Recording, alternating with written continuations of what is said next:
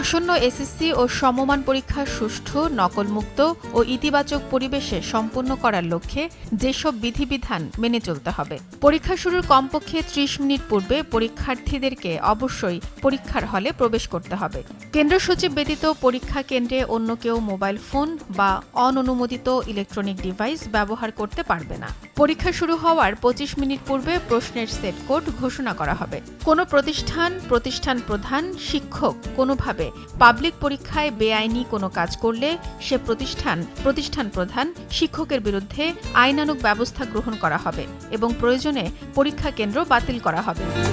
আমি অভিভাবকদের প্রতি, বাবা মার প্রতি, শিক্ষকদের প্রতি আবেদন জানাবো, কোনো ধরনের কোনো প্রশ্ন ফাঁসের গুজবে কান দেবেন না এবং কোনোভাবেই প্রশ্নপত্র সংগ্রহ করবার জন্যে এই ধরনের প্রতারকদের প্রতারণার পাল্লায় পড়ে কোনো অনৈতিক কাজে নিজেদেরকে দয়া করে যুক্ত করবেন না।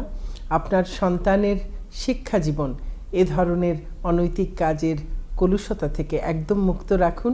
আসুন আমরা সবাই মিলে আমাদের এই পাবলিক পরীক্ষাগুলোকে একেবারে সুন্দর, সুষ্ঠুভাবে সম্পন্ন করি। শিক্ষা নিয়ে গর্ব দেশ, শেখ হাসিনার বাংলাদেশ।